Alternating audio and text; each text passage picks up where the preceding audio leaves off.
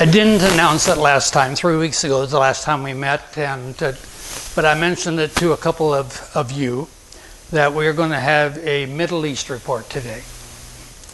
So, and then for those that are new, or maybe you're visiting today, we do this periodically, every 2 or 3 months, and also with the Middle East report, I try to always have a Bible lesson or something to take note of in the Bible, either related to one of the things I mentioned in the Middle East report or something separate. So today we will do that as well. So let's get into it.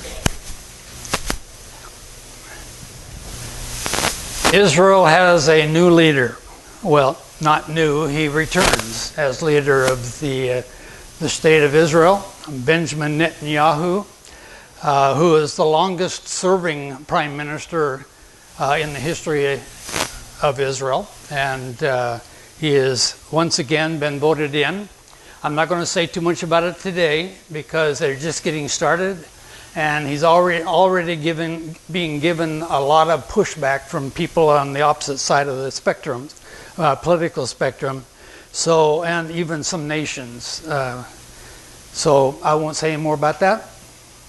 The next thing I want to talk about is Israel strikes Iranian trucks in a convoy in eastern Syria. Now this happened almost 2 months ago. They've attacked sites in Syria since. In fact, this past week they struck the airport there in Damascus. For a couple hours, they weren't able to bring in or take off from that airport, but it's been fixed. But they do this to take care of assets that are coming in from Iran for the Hezbollah and the Iranian militia that are located in Syria and some in Lebanon as well. But I mentioned this one because usually if they're just looking at taking out something that's near Damascus, they will just take their planes and hover over northern Israel or the Golan Heights or even over Lebanon, because Damascus is only 35 miles away from the border of Israel. They can shoot a missile in from staying. They don't have to go into enemy territory in order to take out something that's in Damascus. This one I'm mentioning because it's in eastern Syria.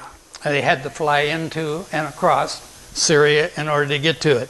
What they had learned in their intelligence was that there was going to be a convoy of trucks, in fact 25 different trucks. Some of them, I should also mention that they can't take out of everything that comes in from Iran. So they take out the things that would cause them to have smart weapons, meaning precision guided missiles and precision drones and things like that. So that's what they key on. They key on that which would give the enemy precision guiding instruments. And that was the case here. So normally Israel doesn't say yes or no, we did that. But in this case, the chief of staff, military chief of staff, did confirm it. His name is Kokavi, and he must have had a reason why they went ahead and disclosed it. But they also said, and maybe this was what he was trying to do, is that here's actually a picture, a video of those trucks crossing. Some of them look like fuel trucks. Some of them look like semis, and so even the fuel trucks can be redesigned to carry weapons. So what they did in their intelligence was that they captured the intelligence that said truck number 8 is the one in which those smart weapons are found, and they came in with precision and took out that number 8. in the convoy. So I thought that was interesting. They had to fly over territory. Let me show you on the map. Right here, where it says that A, right here, that's where the crossing coming in from the east and going into Syria. That's where this strike was held. And they had to, over here is Israel. This is Syria. This is Jordan. This is Iraq. This is Iran. This is Turkey. Way down here in the bottom is Saudi Arabia. And Israel and Lebanon's over here. But Israel's down here. And it's only, right here is Damascus. They're only 35 miles away from Damascus. But they had to fly over Syrian territory in order to get to this place that this attack occurred, and then fly back without getting hit by any of the missiles. Right now, Syria doesn't have smart missiles, anti-aircraft missiles. Russia does, and Russia has their S-300s in Syria, but never to this date has Russia ever fired at an Israeli plane with any of those S-300s. So that's that one. Next one. A beautiful mosaic was being transferred to a museum. It is gorgeous. It is big. I don't know how you transfer an image like this that's made up of very small squares, maybe a centimeter square items. They had to disassemble and then in the museum reassemble it. I don't know how you would do that with 10,000s of different pieces of stone to do that, but here it is in the museum. And but the reason I wanted to bring this to you is that when they took this up, they found a memorial underneath it. A memorial and the bones of 300 soldiers underneath this mosaic. And they were unidentified, and it's an Armenian memorial, and it's being taken, or this is in the Armenian, old city Armenian, taken from a place in northern Israel and transferred to here. It's definitely Armenian, and it's definitely Christian. They have, there is some writing at the very top that, see if I have the quotation, yes. For memory and salvation of all the Armenians whose names only the Lord knows. So they found 300 bodies, the bones of them, underneath. And by the way, just in case you are not familiar, I know that Gohar is Armenian, right here. The Armenians were the very first nation in the world to accept Christianity as their religion. Probably 3 or 4 decades before the Romans did. Armenians did it in 301 AD. Another thing that they found in the old building was that downstairs they have a record in that old building of a, what do they call it? An orphanage in the Armenian area. And what they found was records of 800, I think it is, somewhere, yeah, 816 children who made it from Turkey to Jerusalem without their parents. And they were in this orphanage.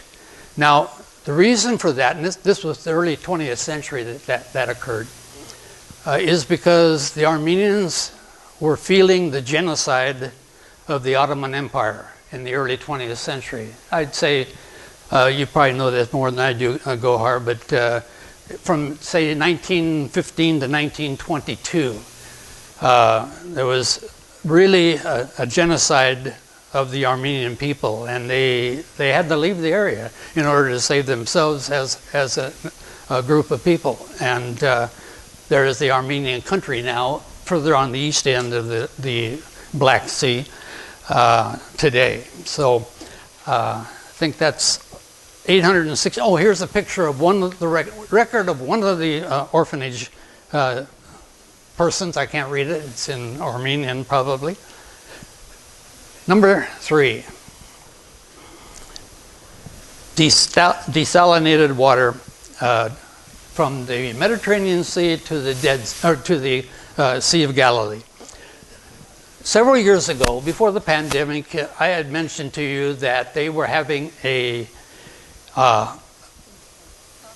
drought in Israel, and the volume, the level of the Sea of Galilee was just continuing, and it gotten to the lowest place it had ever been, even to the place where islands began to form that were being uncovered, and uncovered long enough so that vegetation could grow on top of it.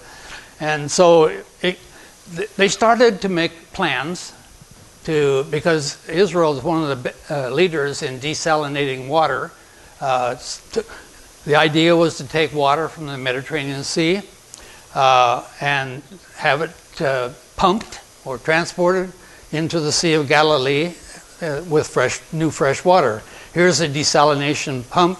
And at the time I started to put this into my lesson, I had heard that week, this is about 2 or 3 weeks ago, that they had finished the project, but I had no pictures of it. These are taken from back 3 or 4 years ago when they were planning. They put these pictures together. That's the desalination. This is what they would think. They would pump it up the hill and then let it go down the hill, flow down the hill over ground. So these are just pictures of the brochure of going into production of this. It turned out a little bit different. I did find one chart, actually 2, in the last week. So I added,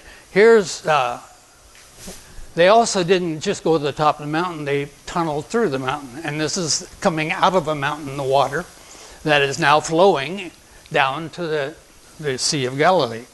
So this Sea of Galilee will all be topped off at the level that they want to be, but also they can also have it pumped into, this is a stream that exists today, and it empties into the Sea of Galilee right near the kibbutz called Naf-Ginosar. Now, some of you that have been with us on our Holy Land trips, not this last one, but the ones previous to that, there have been a couple times we stayed at Naf-Ginosar in their hotel.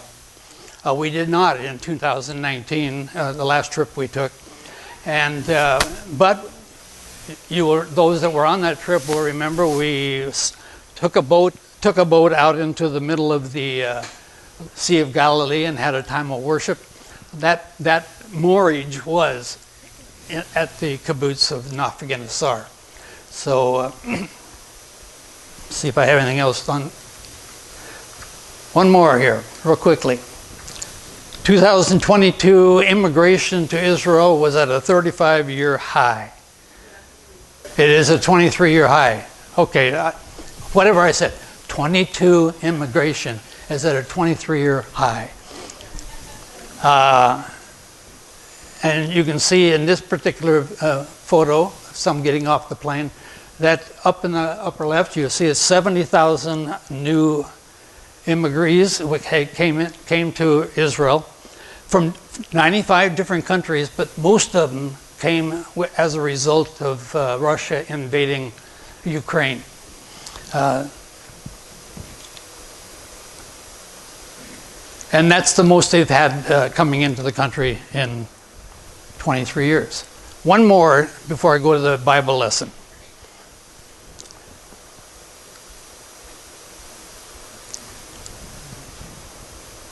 Will Israel attack Iran this year?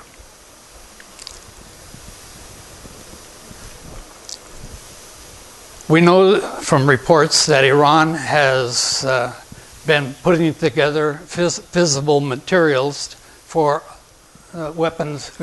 weapon-grade uranium to put into weapons, and into a delivery process via via a missile or a drone or any other device, even dirty bombs, and bring them and send them into Israel. Israel has made the commitments that we will never let them do that. We'll never let them get an atomic weapon. And some people believe that Iran already has such weapons. Not necessarily in the delivery form, but at least in the amount that's needed to make a bomb.